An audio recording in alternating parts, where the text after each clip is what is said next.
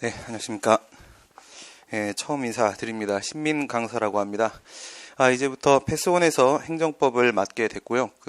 오리엔테이션 강의가 올라갔나요? 못 보셨나요? 네. 오리엔테이션 강의를 우리가 지난주에 촬영을 했고요. 이후에 1년 동안에 어떻게 공부를 하게 될 것인지 자세하게 설명을 드렸습니다. 올라오게 되면 확인들 해 보시면 되겠습니다. 우리가 지금부터 5회에 걸쳐서 일주일 동안에 기초 이론 특강을 진행을 하게 될 겁니다. 오리엔테이션 강의에서도 말씀을 드렸던 것처럼 이제 제가 수업을 진행하는 순서가 조금 다릅니다. 수업을 진행하는 순서가 행정법 기본서 교수님 책을 가지고 여러분들 이렇게 보시게 되면은 맨 처음에 행정법 서설 파트가 이렇게 있습니다. 행정법 서설 또는 이제 총칙 이렇게 얘기를 하게 되고요. 그 다음 두 번째 이제 행정작용법 파트가 나오게 됩니다. 행정작용법 파트가 있는데 행정작용법 파트는 이제 일반 행정작용법 파트하고 특별행정작용법 파트로 이렇게 구분이 됩니다. 9급을 준비하시는 분들 같은 경우에는 여기까지만 공부를 하시게 될 거고요. 이 특별행정작용법 파트는 행정법 강론 부분에 포함되는 내용입니다. 행정법들 아예 처음이시죠? 공부해 보신 분? 해보셨어요? 이런 얘기하면 싱거우시겠네. 조금만 참으세요. 조금만 참으시면은 안으로 본 게임으로 들어가겠습니다. 그 다음에 마지막으로 이제 행정구제법 파트가 나오게 됩니다. 행정구제법 파트 이렇게 해서 행정법 교과서는 이렇게 이제 구성이 되어 있고요. 그 다음에 말씀드린 대로 행정법은 전체적으로 다른 법들도 다 마찬가지죠. 총론하고 강론으로 구분이 되어 있습니다. 총론, 강론. 쉽게 말해서 이런 식입니다. 행정법이 A 플러스 AC 플러스 AD 플러스 이렇게 들어가게 되면은 인수분해 하시게 되면 A 곱하기 이렇게 잡을 수 있겠죠.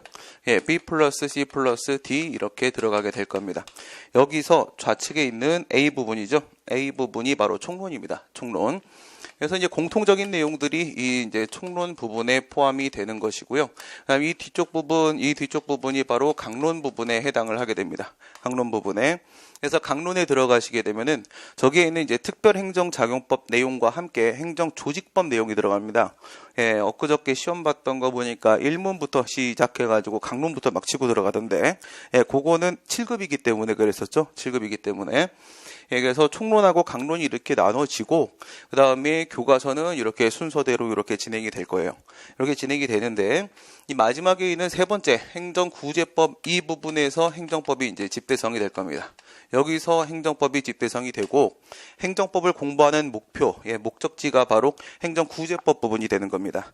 그러니까 쉽게 말해서 행정법이라는 것은 국가가 국민한테 어떤 행동을 했는데요. 그 행동이 잘못된 겁니다. 잘못돼가지고 이 국민의 권리나 이익의 침해가 발생을 했어요. 그 침해가 발생했을 때 어떤 방법으로 구제를 받을 것인가, 그걸 연구하기 위해서 필요한 학문이 바로 행정법입니다. 따라서 이 행정 구제받는 방법, 구제받는 방법 여기가 이제 핵심이 되겠죠. 여기서 이제 행정구제법이 다시 이렇게 두 개로 나눠집니다. 두 개로 나눠져서 하나가 1차적 권리구제, 2차적 권리구제 이렇게 나눠지는데 1차적 권리구제는 뭐냐면 국가가 어떤 행동을 했는데 그게 잘못됐다고 했습니다. 잘못됐어요. 잘못된 것을 시정 제거시키는 방법입니다. 아예 제거를 시켜가지고 구제를 시키는 방법이 바로 1차적 권리구제로 행정쟁송제도가 여기에 들어갑니다. 행정쟁송제도가 들어가게 돼요.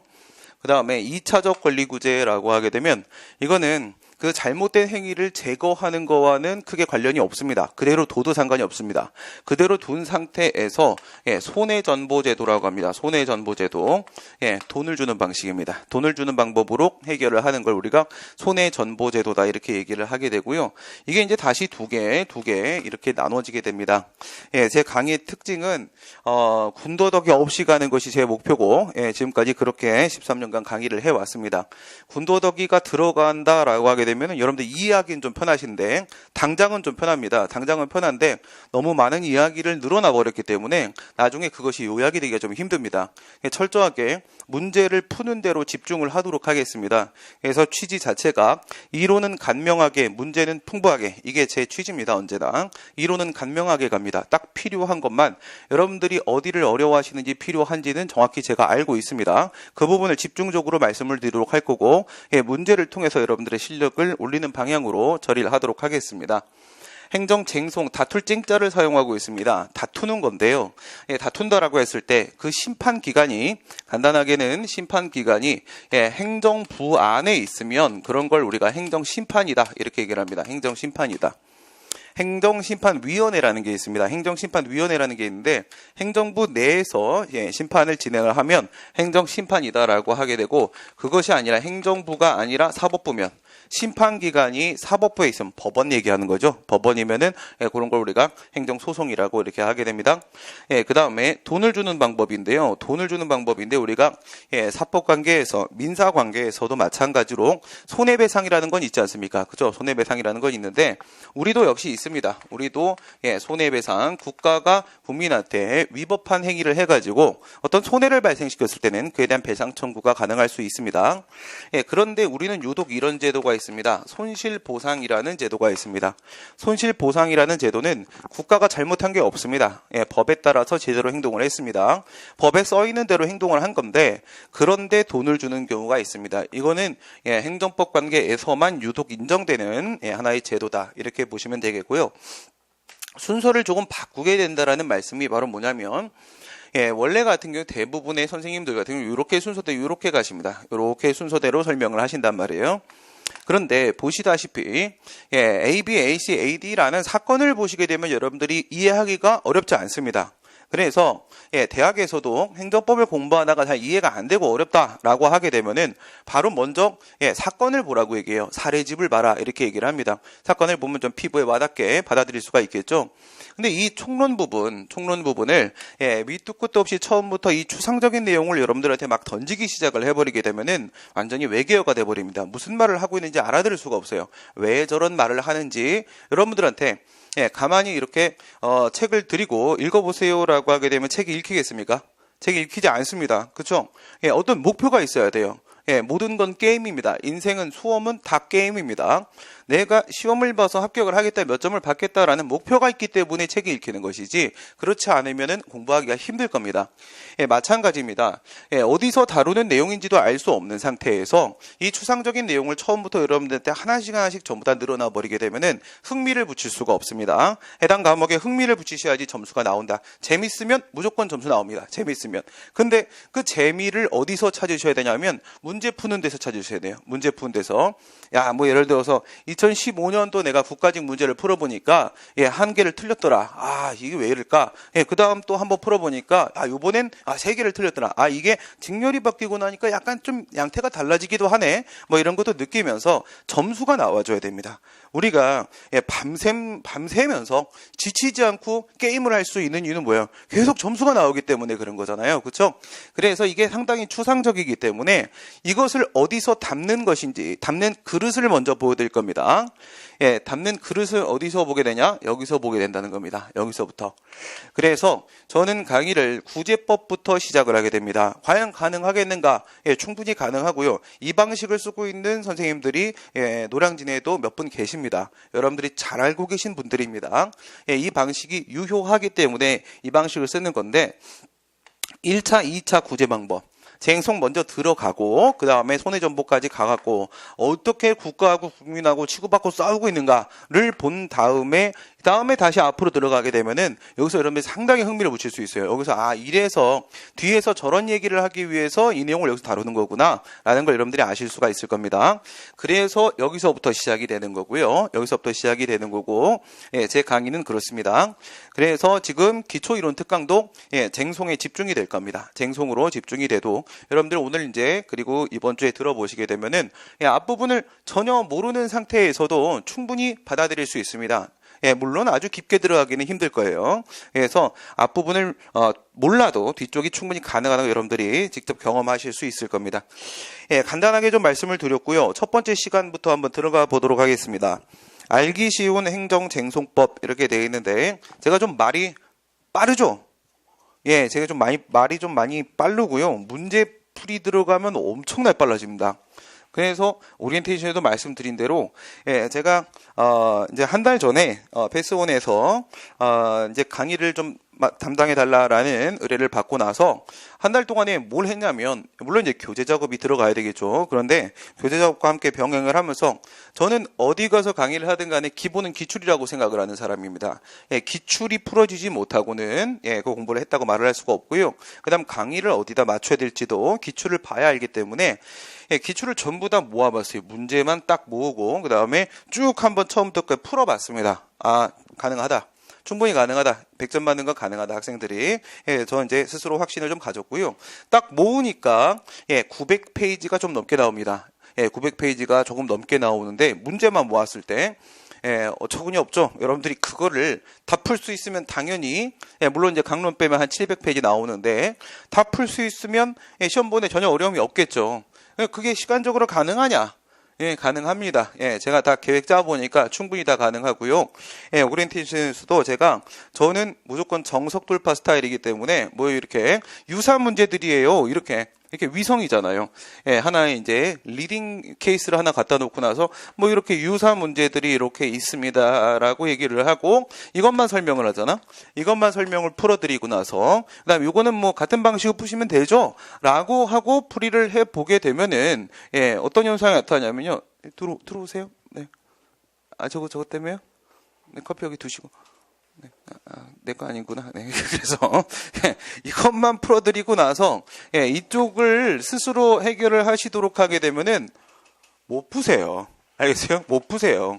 강사는 욕심이 있는 거야. 빨리 가고 싶고 좀 일목요연하게 가고 싶기도 하고 또 내가 이만큼 설명을 했으면 당연히 풀 수 있지 않겠거니 생각을 하는데 그건 현실이 아닙니다. 현실이 아닙니다. 제가 뭐 1, 2년차 강사도 아니고 제 인생의 한 3분의 1은 강의를 하는데 썼는데 안 됩니다. 절대로 안 됩니다. 책을 드려도 의미 없고요. 문제를 드려도 의미 없습니다. 뭐냐? 제가 학생들을 믿지를 않아요. 저는 불신이 아주 팽배한 인간인데 뭐냐면 자료 드린다고 해결될 문제가 아니고요. 다 같이 읽어드려야 돼요. 다 읽어드려야 되고 같이 여러분들 또 먹여드리지 않으면 그건 본인께 절대로 되지 않습니다. 아무리 중요한 자료를 좋은 자료를 드려도요 읽지 않습니다. 그러면서 학생들의 우가 뭐예요? 수험생들의 가장 큰 잘못은 본인이 복사집 사장님인 줄 알고 있습니다. 막 여기저기 있는 자료들을 다 모으고 사다가 모으고 출력하고 모으고 하는데 그걸 절대 읽지 않아요. 합격하는 사람도 합격하는 그날까지 읽지 않고요. 고시원에 그 계속 쌓여요. 계속 쌓이는데 보면 심적인 불안과 이 부담감 다 필요 없습니다. 어떻게 하셔야 돼요? 공부하고 풀었으면 그냥 버리세요. 다 쓰레기통으로 가시면 됩니다. 쓰레기통으로 다 가시고 남는 건 뭐예요? 오답 노트만 남으시면 되는 겁니다. 내가 잘 모르는 것만 카드로 정리해놨다가 또 익숙해지면 또 버리세요. 버리시고 갈 때는 시험장 가실 때는 요만큼 들고 가는 거지 책을 이만큼 싸들고 가는 사람 치고 합격한 사람은 없습니다. 이건 아직 읽어보지 못했기 때문에 불안해가 갖고 가는 것 뿐이에요. 그렇죠? 그렇게 공부하시면 안 됩니다. 철저히 수험적으로만 여러분들 접근을 같이 해드리도록 하겠습니다. 첫 번째 시간 들어갑니다. 첫 번째 시간. 우리나라의 법은 7법이 있다. 이렇게 얘기를 하지요. 7법이 있다. 7법이 이렇게 있습니다. 사법시험은 이거 다 시험 봅니다. 그런데 우리는 이제 행정법 시간이죠. 행정법 시간. 이것이 뭐 주관식 시험이든 객관식 시험이든지 간에 결국 우리가 공부하는 것은 바로 무엇을 공부하는 거냐면 법의 해석입니다. 법의 해석 시험이에요. 법을 어떻게 해석할 것인가에 대한 시험이에요. 그죠? 뭐 행정법이 900개로 만들어져 있다, 3000개로 만들어져 있다, 뭐 여러 가지 썰이 있습니다. 그런데 여러분 잘 아시는 대로 이 중에서 나머지 6법 같은 경우에는요. 6법에 어떤 것들이 있죠? 헌법 과목도 있죠. 헌법도 있고 그 다음에 형법도 있죠. 형법도 있고 그 다음에 형사소송법 형소법도 있고 그 다음에 민사소송법 민소법도 있고 그 다음에 민법도 있죠. 민법도 있고 상법도 있고 이렇게 있습니다. 지금 제가 순서를 이렇게 잡은 이유는 뭐냐면 헌법부터 해가지고 민사소송법까지는 공법이라고 얘기를 합니다. 우리가 여기까지를 우리가 공법이라고 말을 합니다. 공법은 공익 목적으로 만들어진 법을 공법이라고 하는 거예요. 전혀 어렵지 않습니다. 시험 문제도 딱 거기까지만 출제가 됩니다. 그래서 공익 목적, 공익은 뭘 말하는 거야? 전체의 이익을 말하는 겁니다. 공익이라고 하게 되면 전체의 이익을 말하는 거예요. 전체 이익을 위해서 만들어진 법들이고요. 요거는요, 요거는 사법입니다. 사법. 이것은 사익을 목적으로 만들어진 법입니다. 공익 보호를 목적으로 만들어진 법, 사익 보호를 목적으로 만들어진 법인데 전체적으로 더해 보시면 6개 나오고 있지 않습니까? 그쵸? 하나가 빠졌죠? 그게 바로 행정법인데 그런 법이 없지요. 그쵸? 그런 법이 없습니다. 행정법까지 포함해서 우리가 7법이라고 얘기를 합니다. 그런데 행정법이라는 법은 법전 그 어디에서도 찾아볼 수가 없습니다. 그럼 법전 잘못 만들어졌을 수도 있겠죠. 그러면 뭘 찾아보면 돼요? 인터넷 뒤져보시면 법제처 들어가 보시면 되겠죠. 뭐 로엠비 들어가 보시면 되겠죠. 들어가도 행정법이라는 법은 당연히 찾을 수가 없습니다. 그러면 이 법들을 제외한 뭐 저런 소리를 하고 있냐라는 표정들 짓고 계신데 조금만 기다리시라고 했습니다. 조금만 기다리시면 조금만 천천히 이런 얘기 나올 때까지 조금만 기다리시면 됩니다. 그러니까 이거를 제외한 나머지 법들, 우리나라의 나머지 법들, 그게 1000개다, 3000개다, 얘기들이 있어요. 그게 전부 다 행정법입니다. 그게 전부 다 행정법이에요. 그러니까 행정법이 어렵죠. 어렵습니다. 그러니까 사시가 있던 시절에 올해 끝났죠. 2차까지 해서 끝 했는데 사법시험이 있던 시절에 사법연수원에 가고 행정법의 선택자가 1000명 뽑을 때 선택자가 1000명 중에 10명이 채 안 나옵니다. 싫죠. 싫어요. 나머지 6법하고 체계도 다르고 그 다음에 공부해야 될 것도 너무 많아요. 그러니까 당연히 싫은 거예요. 그렇죠? 그런데 참 특이하게도 아이러니하죠. 행정법이라는 과목은 대부분의 시험에 다 들어가 있습니다. 그렇죠? 이 어려운 걸 우리 국민들 보고 다 알라고 얘기를 하고 있는 거예요. 근데 알고 나면 살면서 써먹을 때가 많이 있습니다. 행정법이라는 법은 이렇게 많습니다. 이렇게 많은데 그걸 우리가 3000개를 하나씩 같이 읽을 수는 없겠죠. 그죠? 다 배울 수는 없어요. 그럼 뭘 배워야 되는 거예요? 일반적인 해석 방법입니다. 일반적인 해석 방법, 그런 걸 우리가 리딩 케이스라고 얘기를 해요. 일반적인 해석 방법을 배우고 나서 그걸 여러분들이 나중에 행정법은 오늘도 제정됐고요. 오늘도 개정됐고 오늘도 폐지됩니다. 행정법은 너무 많기 때문에 항상 개정, 제정, 폐지가 돼가고 있는 상태입니다. 그걸 다 지금 공부할 수가 없어요.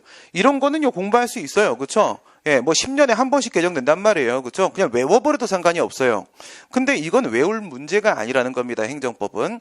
그래서 일반적인 법 해석 방법을 배우고 나서 각각의 개별법들을 보시게 되면 그 방법에 여러분들이 대입하시면 됩니다.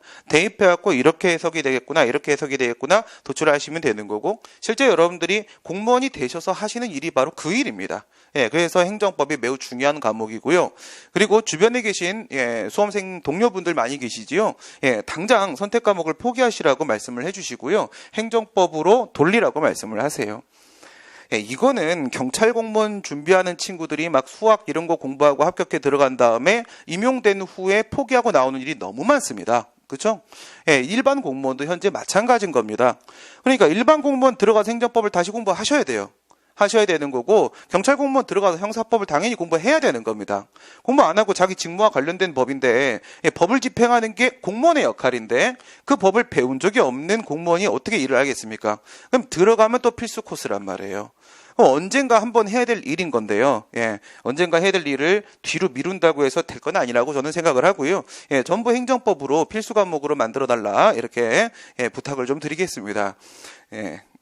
아닙니다. 네, 그렇게는 안 하셔도 되고, 다른 과목의 선택자보다 행정법 선택한 걸 여러분들이 나중에도 물론이거니와 시험 보는 데 있어서도 점수 뽑아내는 데 있어 훨씬 더 도움이 된다는 걸 제가 검증해 드리도록 하겠습니다. 법을 해석하는 과목입니다. 법을 해석하는 과목이기 때문에 법이란 무엇인가? 여기서부터 시작이 되는 게 당연하겠죠. 법이란 무엇일까? 법은 무엇의 약자죠? 뭐를 우리가 법이라고 얘기합니까? 규범을 우리가 법이라고 그냥 짧게 말을 하는 겁니다. 법규범입니다. 법규범. 그러면 우리 항상 이렇습니다. 앞에서 수식하는 내용이 있으면 뒤에 있는 게 더 큰 개념이죠. 그렇죠? 더 큰 개념이에요. 법규범이라고 했으면 규범 중에 하나가 법규범인 거잖아요. 그러면 규범이 무엇인지부터 여러분들이 파악을 하고 들어가시면 되겠습니다. 그 밑에 보시게 되면 사회규범이라는 게 나올 겁니다. 규범은 또한 사회규범의 약자입니다. 법규범은 법은 법규범의 약자고, 그리고 규범은 사회규범의 약자예요. 그럼 사회규범이 무엇인가 이걸 알으셔야 되겠죠. 법은요, 개념 법학입니다. 개념, 무슨 말이에요? 개념이 정리가 되면 법은 전혀 어렵지가 않습니다. 정확한 개념이 필요합니다. 뭐 최소 지금 얘기 드리기를 공익을 보호하기 위한 법이 공법이에요. 사익을 보호하기 위한 법이 사법이에요. 이렇게라도 정의를 하실 수 있으면 문제 나쁠 수 있고요. 개념이 정립이 안 되면 아무리 봐도 뭐가 무슨 말인지 알 수가 없습니다. 오케이. 그래요. 사회규범, 개념 법학이라고 했습니다. 우리 법에게서 논리라고 얘기를 하게 되면 우리 법은 상당히 논리에 치우쳐 있습니다. 뒤에 보시게 되면은 대륙법계 쪽에 영향을 많이 받았기 때문에 좀 그런 부분이 있는데요. 우리는 경험보다는 논리에 치우쳐 있습니다. 그런데 우리 법에서 얘기하는 논리라는 것이 이게 철학과에서 배우는 그 논리가 아닙니다. 여기서 말하는 논리는 무슨 논리냐면 전부 다 비교 개념입니다. 비교 개념. A는 뭔데? 라고 얘기하게 되면 A는 C하고 이렇게 달라. A는 B하고 이렇게 다르고 A는 D하고 이렇게 달라. A는 E하고 이렇게 다르지. 그게 A야. 여기까지가 끝. 이겁니다. 그러면 A가 뭔지 나오겠죠. 그렇죠? 이게 법에서 말하는 논리가 되는 겁니다. 그러면 사회규범이 무엇인가라는 걸 알려면 대비되는 개념을 살펴보시면 되겠죠? 그게 바로 자연법칙입니다. 자연법칙. 우리 중고등학교 때 과학 시간에 배우던 그거 말하는 거죠. 자연법칙. 지구가 태양을 도나요? 태양이 지구를 도나요? 어디가 어디를 돕니까? 이런 게 자연법칙이 되는 거겠죠? 그렇죠? 해가 서쪽에서 동쪽으로 지죠? 그게 아니잖아요. 그렇죠? 동쪽에서 떠서 서쪽으로 지적. 그런 게 자연법칙이겠죠. 이견이 있을 수가 없습니다. 이견이 있을 수 있는 문제가 아니라 원래부터 존재하고 있던 것을 우리가 발견한 것에 불과하다 이겁니다. 그런데 우리가 얘기하는 규범이라는 것, 사회규범이라는 것은 이런 자연법칙과는 분명히 다른 것이다 이겁니다. 무엇이 다르냐? 이거는 발견하는 문제가 아니라 합의하는 문제입니다. 우리끼리 합의하는 문제라는 거예요. 우리끼리 합의하는데 물론 우리가 합의하지는 않죠. 누가 합의해요? 국회의원들끼리 합의를 보는 거죠. 합의를 봐서 어떤 하나의 기준을 정하게 되는데요. 먼저는 이렇게 기억을 하세요. 법이라는 것은, 규범이라는 것은 행위 기준이다. 행위 기준이다. 어떻게 행동을 해야 될 것인가를 다루고 있는 게 바로 그게 법이고 규범이고 그렇습니다. 행위 기준입니다. 행위 기준. 그러면 행위 기준이 있다라면 야 이렇게 행동해, 야 이렇게 행동하라고 기준을 정해놨잖아요. 그러면 내가 어떤 행동을 했을 때 내가 제대로 행동을 한 건지 잘못한 건지에 대한 판단도 이 법에 따라서 판단이 이루어질 수밖에 없겠죠. 그러니까 이것은 행위 기준임과 동시에 또한 판단 기준인 겁니다. 행위 기준임과 동시에 또한 판단 기준이 되는 것입니다. 무슨 말인지 아시겠죠? 그래요. 그러면은 지금까지 얘기한 걸 가지고 한번 예를 들어 볼까요? 이겁니다. 행정작용법 그리고 행정구제법 이겁니다. 여기가 행위기준이에요. 행위기준. 여기가 행위기준입니다. 그런데 우리가 말하는 행정법이라는 거는 누구의 행동의 기준을 정하고 있는 겁니까? 우리의 행동의 기준입니까? 국가의 행동의 기준입니까? 이 작용법이라는 것은 국가의 행동 기준이에요? 아니면 국민의 행동 기준이에요? 국가의 행동 기준이죠. 그렇죠? 국가의 행위 기준을 말하는 겁니다. 국가가 무슨 작용을 해? 행정작용을 한단 말이죠. 행정작용을. 이름이 행정작용법인 이유가 바로 그거예요.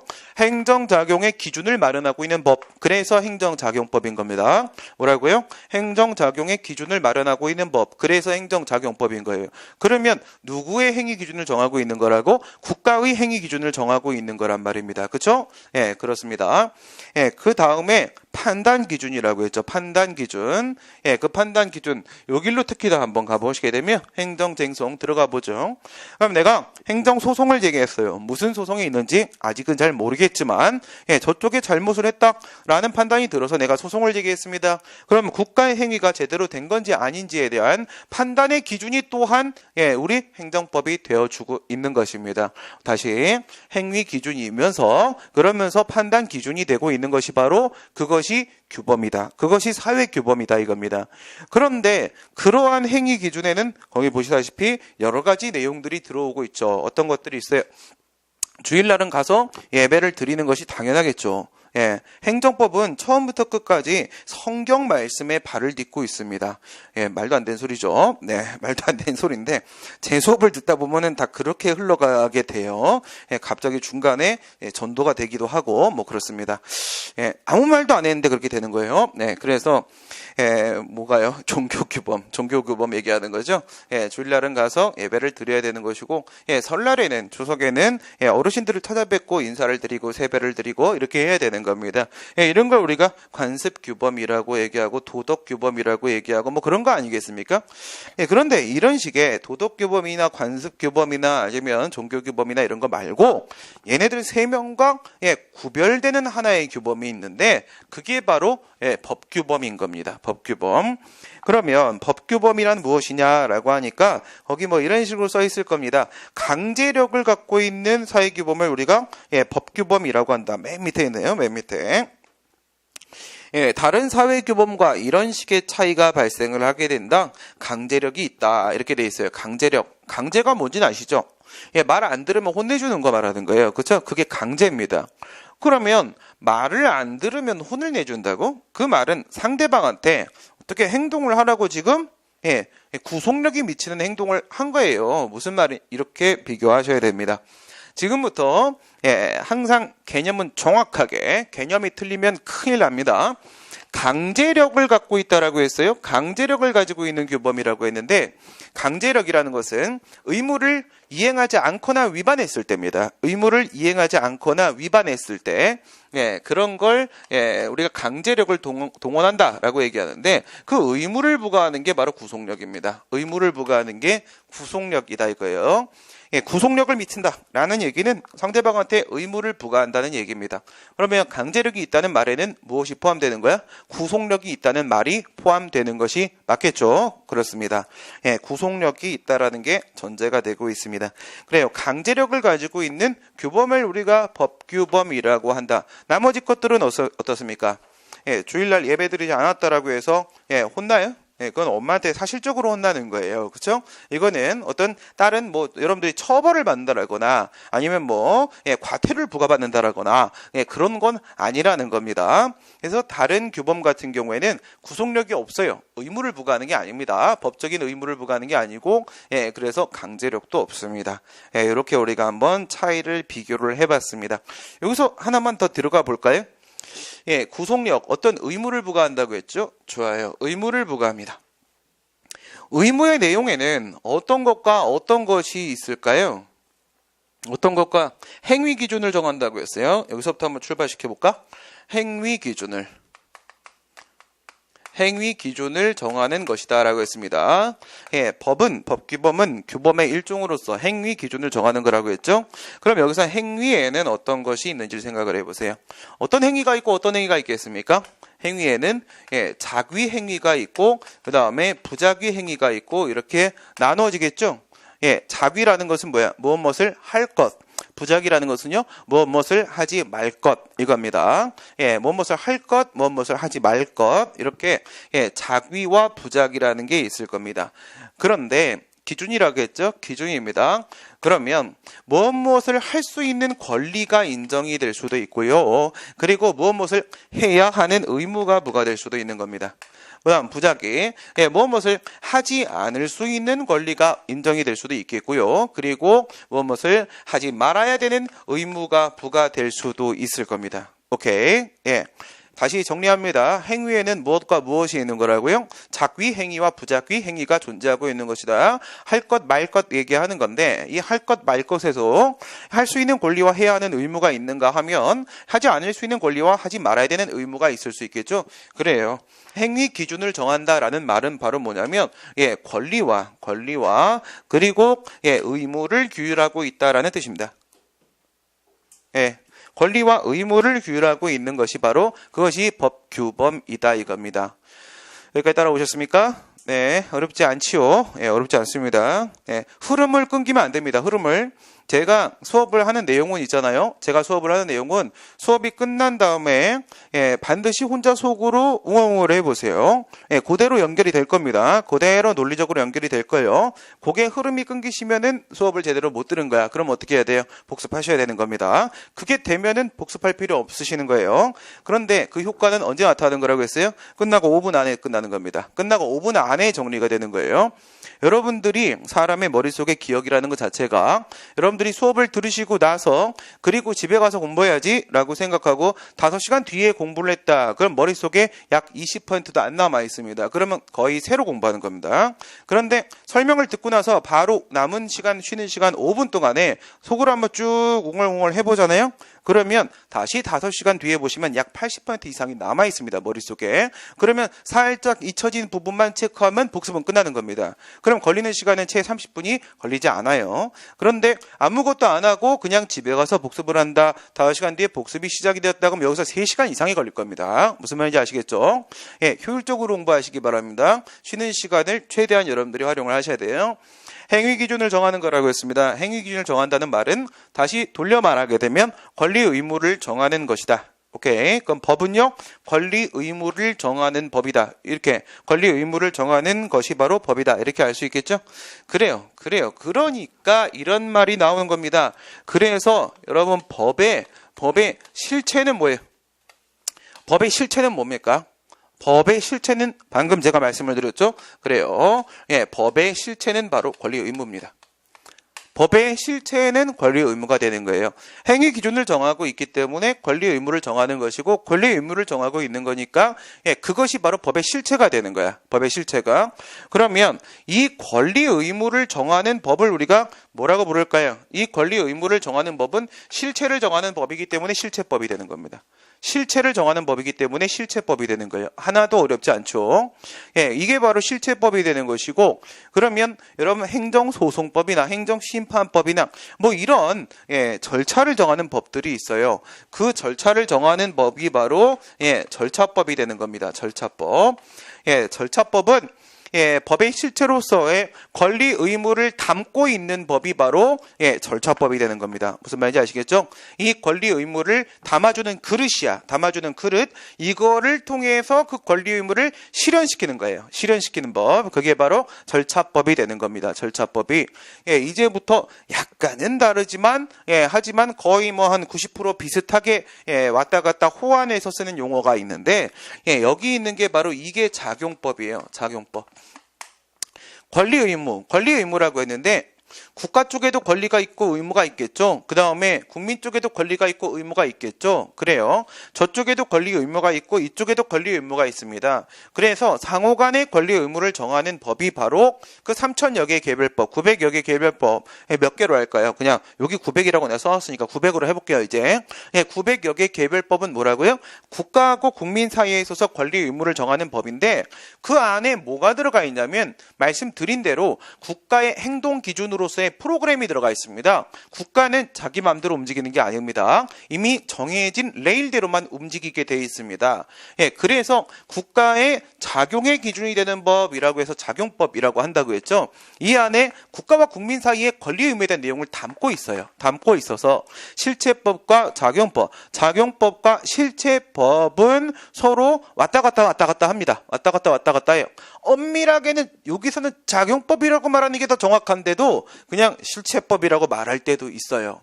그게 전달이 더 잘 될 때가 있어요. 그거는 문제 낼 때도 판례에서도 교수님들도 그냥 왔다 갔다 하시거든. 그냥 왔다 갔다 하시니까 권리 의무여서 실체법이고 작용 기준이었 행위 기준이어서 작용법이지만 그냥 왔다 갔다 한다. 이렇게 생각을 해주시면 편하실 겁니다. 그 다음에 절차라는 것은 뭐라고요? 권리 의무를 실현시키는 절차를 규율하는 법이라고 했잖아요.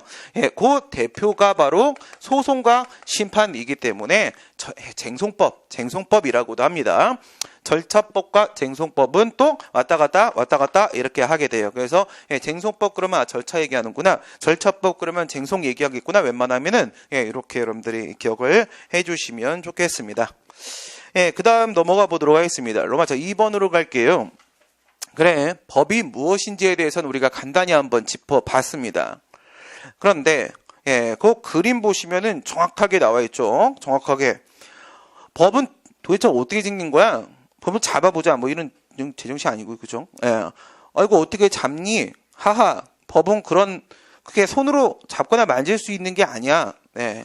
특히 뭐가 행정법이, 그죠? 행정법은 아예 없어서 만질 수도 없어, 그죠? 아예 그런 게 존재하지도 않습니다. 그래요. 지금 여기서 얘기하는 건 바로 뭐냐면 법은 어떻게 생겼을까요? 법은 어떻게 생겼을까? 그런 거를 법률 용어로 뭐라고 얘기해요? 법원이라고 얘기합니다. 법원. 여기서 원은 근원 원자를 쓰고 있는 것이지, 집 원자를 쓰는 게 아닙니다. 여기 서초동에 있는 것은 법원이고요. 지금 우리가 얘기하는 건 법원이죠. 거기 있는 건 법원이고 여기 있는 건 법원입니다. 같은 말이죠. 그죠? 같은 말인데 한자가 다르죠. 한자가 거기에 있는 건 집 원자를 쓰는 거고 여기에 있는 건 근원 원자를 쓰는 겁니다. 법의 인식의 근원, 연원, 무엇이 근거가 되는 것인가? 그냥 쉽게 말해 어떻게 생겼을까? 이거죠. 어떻게 생겼을까? 법은 어떻게 생겼을까요? 어떻게 생겼을까요? 이게 이제 문자로 되어 있는 게 있고 그렇지 않는 게 있고 이렇게 크게 두 개로 나눠집니다. 전자를 뭐라고 부른다? 성문법, 성문법원 이렇게 부릅니다. 후자를 불문법, 불문법원 이렇게 부르게 되겠죠. 성문이라는 거 뭐야? 성문은 이룰 성자에다가 우리 활자할 때 문자할 때 문자 쓰고 있죠. 그러니까 이것은 문자로 이루어져 있다라는 뜻입니다. 문자로 이루어져 있다. 문자로 이루어져 있는 법을 우리가 성문법이라고 하게 됩니다. 성문법. 그 다음에 불문법은요. 불문법은 문자로 이루어져 있지 않기 때문에 불문법원이다. 이렇게 얘기를 하게 되는 겁니다. 근데 이 불문이라는 표현은 여러분들 좀 조심하셔야 됩니다.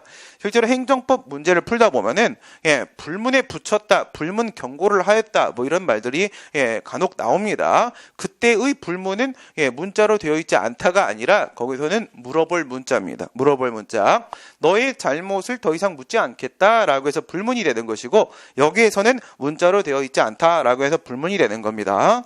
그래서 한자 때문에 왔다 갔다 하는 경우가 좀 있습니다. 그래요. 성문법원부터 보겠습니다. 우리나라에 있는 성문법원 어떤 것들이 있는가 거기 이렇게 순서가 나오죠. 우리나라의 최고법은 뭡니까? 우리나라의 최고법은 바로 헌법이죠. 헌법. 헌법이 이렇게 있단 말이에요. 위에서부터 내릴까요? 헌법이 이렇게 있습니다. 헌법이 그 다음에는 뭐가 있어요? 공부를 한 적이 있다고 하신 분이 계셨던 걸로 내가 기억을 하는데, 어디 가서 공부했다고 하지 마시고, 알겠죠?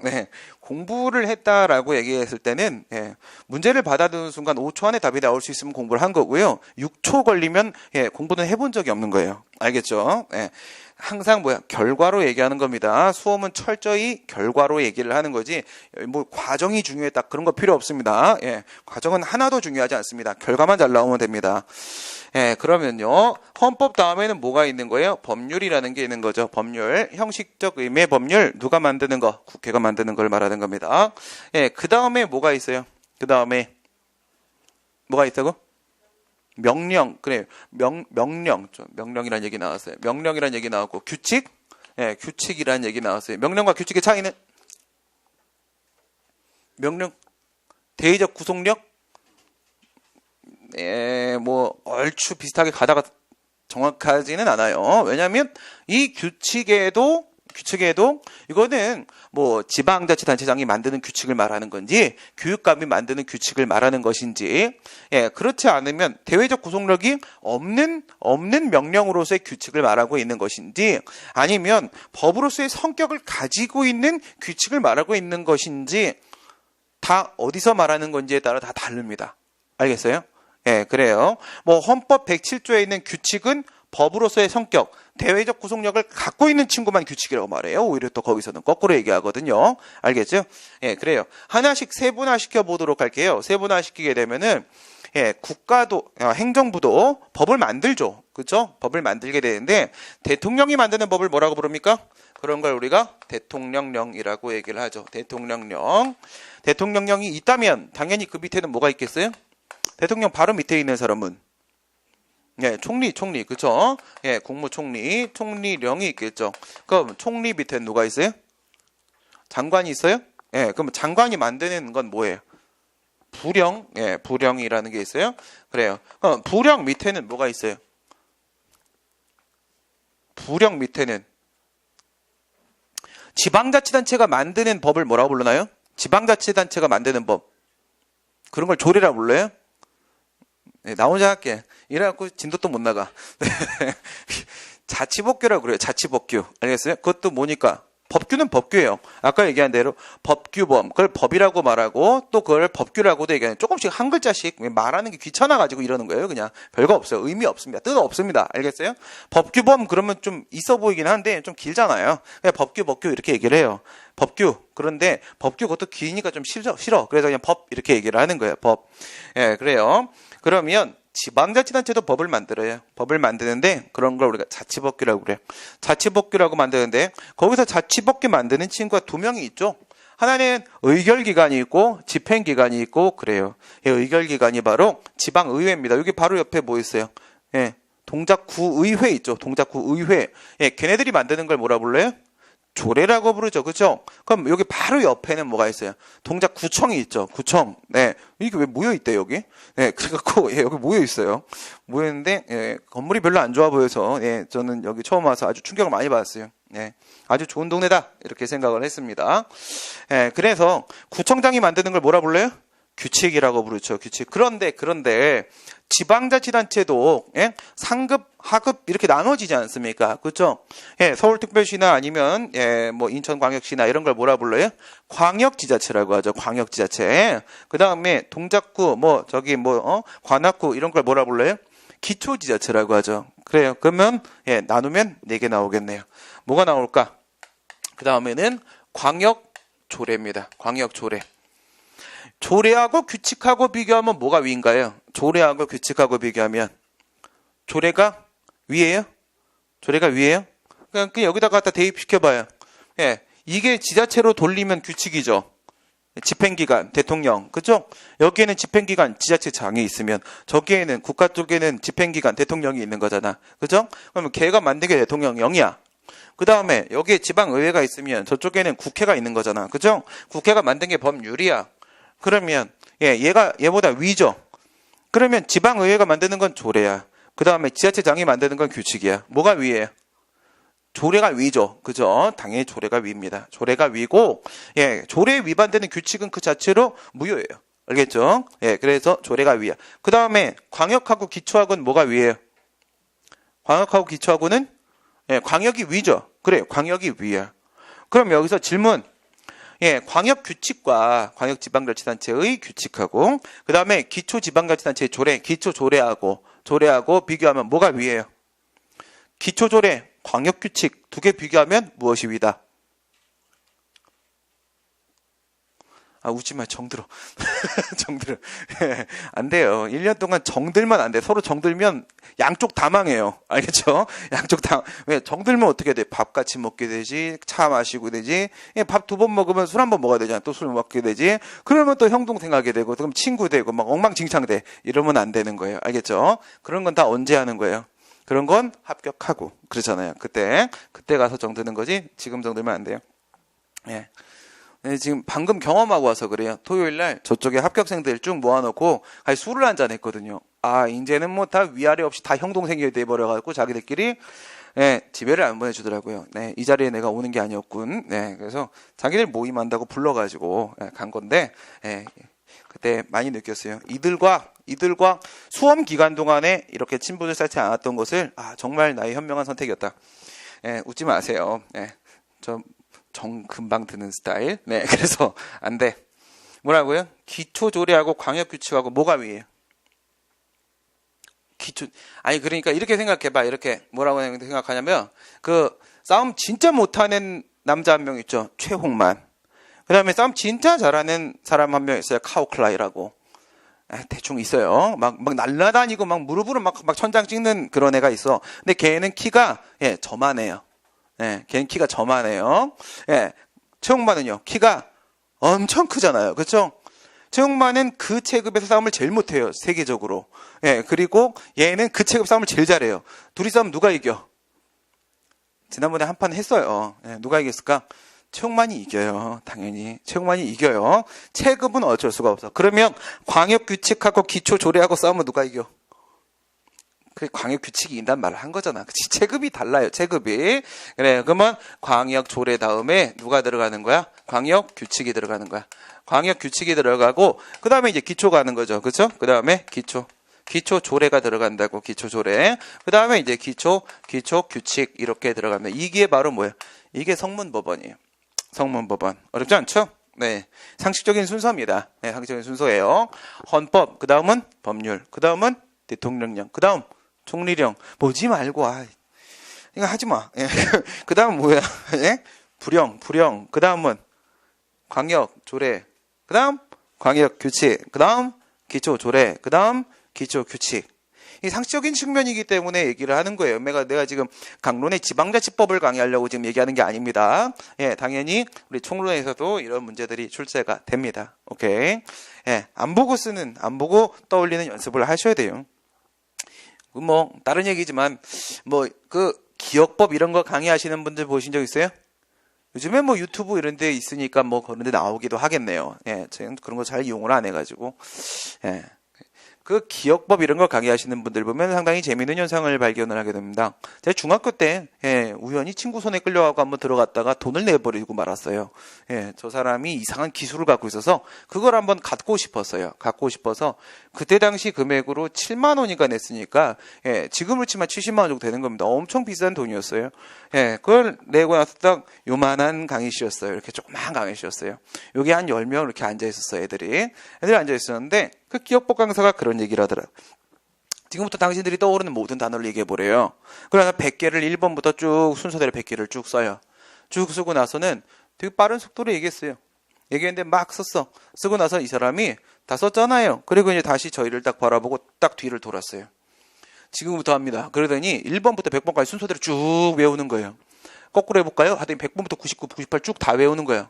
근데 이 형태도 기억을 하고 있었어요. 그래서 이렇게 크로스로 가볼까요? 이렇게 크로스로 가볼까요? 이걸 다 해내는 거예요. 저게 가능하다면 공부량이 현저히 줄겠군 이라는 생각을 했어요. 그래서 돈을 내고 끊었다가 후회를 많이 했습니다. 효과가 너무 좋아요. 네. 거기서 하려는 대로 그대로 했더니 효과가 너무 좋아갖고요. 길 가는 데 있는 모든 그 활자화된 문자들 있잖아요. 그게 머릿속에 다 들어가고 기억에서 벗어나지를 않아요. 이러다 정신병 걸리겠다는 생각이. 그걸 조절하는 방법을 안 가르쳐 준 거야. 기술은 엄청나게 센 걸 줬는데, 그래서 그때부터 그걸 하기 위한 자원 100개가 있어요. 그걸 무조건 우선은 무식하게 외우고 거기다 대입을 시키는 방법이었는데 그 그림을 머릿속에서 지워야만 했어요. 지우지 않으면 정신병 걸리겠더라고요. 여러분들은 그걸 하는 게 아니잖아요. 그렇죠? 정신병 안 걸려요. 순서대로 안 보고 하시면 됩니다. 그 다음에 이제 없으면 불문법으로 넘어가요. 불문법으로. 그런데 이건 왜 그런 거냐면 뒤에서 이제 다시 나오긴 하는데 우리나라가 성문법주의를 택하고 있기 때문에 그런 겁니다. 그러면 이런 걸 택하는 나라도 있다라는 얘기잖아요. 반대로 불문법주의를 택하고 있는 나라도 있다라는 얘기죠. 그렇죠? 그러면 얘네들은 뭐냐면 우선은 기본적으로 원칙, 그 다음에 예외적으로 보충. 얘는 우선 성문법이 있으면 성문법을 적용을 시킨다는 거야. 근데 성문법이 없는 영역에 대해서는요, 불문법을 적용을 시키는 방식을 취하게 돼요. 그런데 그게 아니라 반대로 어떤 나라는 이런 식으로 가요. 불문법 안 보이는 걸 좋아해요. 저는 이런 나라를 좋아해요. 시험도 마찬가지고 그다음 인생도 마찬가지죠. 보이는 걸 보지 마십시오. 보이지 않는 걸 보십시오. 그 안에 정답이 있습니다. 얘네들은 뭐예요? 불문법을 우선 적용시키고 그 다음에 오히려 거꾸로 예외적으로 성문법을 적용을 시키게 돼요. 정말 여러분들이 보시기에는 처음 만나는 상황이어서 이게 와닿지 않을 수도 있어요.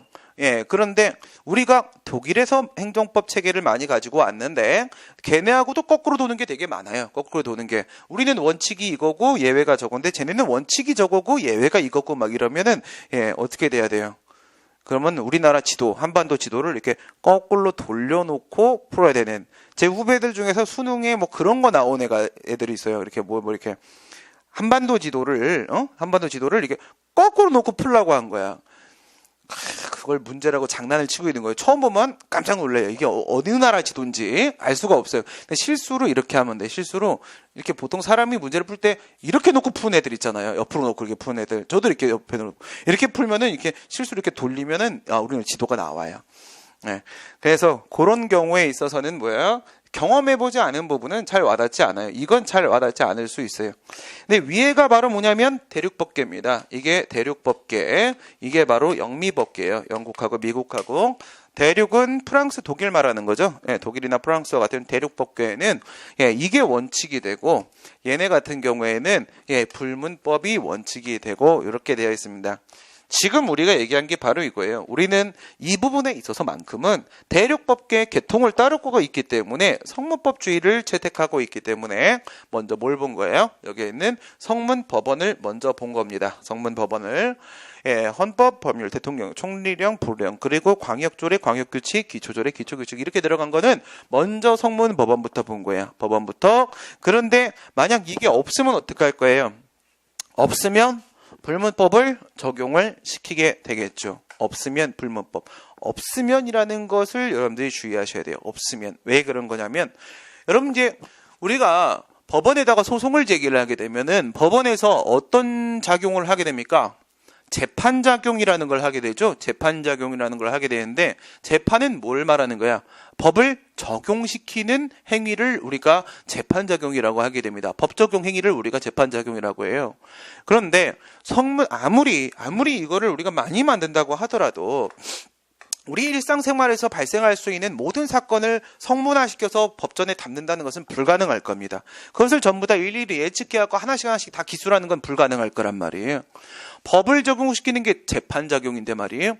성문법원을 가지고 보게 되면은 법이 없는 영역이 공백 영역이라고 말을 하죠. 법이 없는 영역이 당연히 존재할 수가 있어요. 그러면 법을 적용시키는 게 재판이니까 법원은 야 여기 법 없다. 여기 법 없다 야. 야 나 이거 못해 하고 이렇게 돌려보낼 수 있겠습니까? 재판 거절을 할 수가 있겠냐고요. 그럴 수는 없다는 거죠. 그러지 말라고 우리 헌법 27조에 써 있어요. 재판 거절하는 거 아니야 이렇게 써 있단 말이에요. 재판은 아무렇게나 거절하는 게 아니야. 그런 걸 뭐라고 불러? 국민의 재판 청구권이라고 얘기를 합니다. 재판 청구권. 거절을 하지 않으려면 어떻게 해야 돼? 법을 적용을 시키긴 적용시켜야 되는데 저 성문법 갖고 해결이 안 되니까 누구의 도움을 받을 수밖에 없다고? 불문법의 도움을 받을 수밖에 없다. 그겁니다.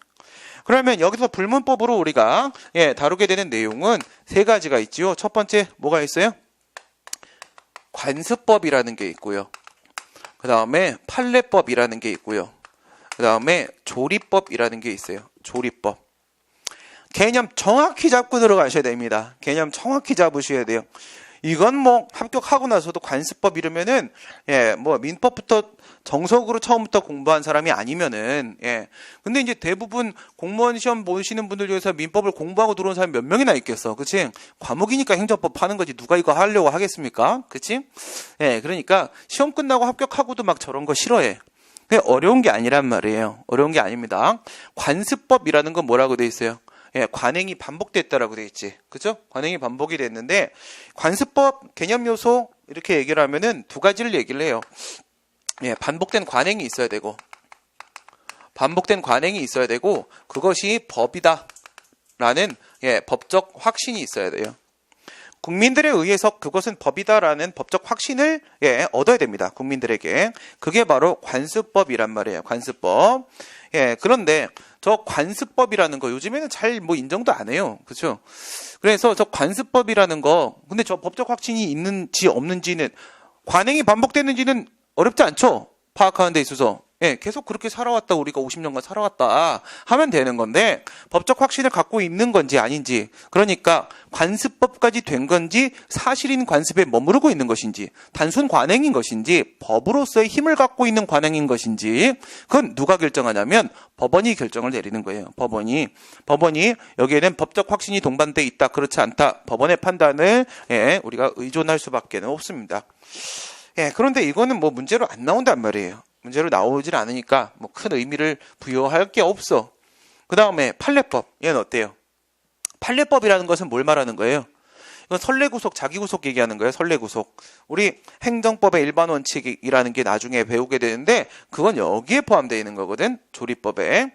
여기에도 선례구속의 원칙이라는 게 있어요. 선례구속의 원칙. 그러니까 유사 사건이 있었던 거야, 옛날에. 지금 이 법원이 받은 이 사건 말고요. 당해 사건 말고 이 사건과 상당히 유사한 사건이 그 예전에 있었던 거야. 근데 그때 어떻게 판단 내렸었지? 그걸 찾아보는 거예요. 그걸 찾아보는 거야. 아, 옛날에 이렇게 판단 내렸었구나.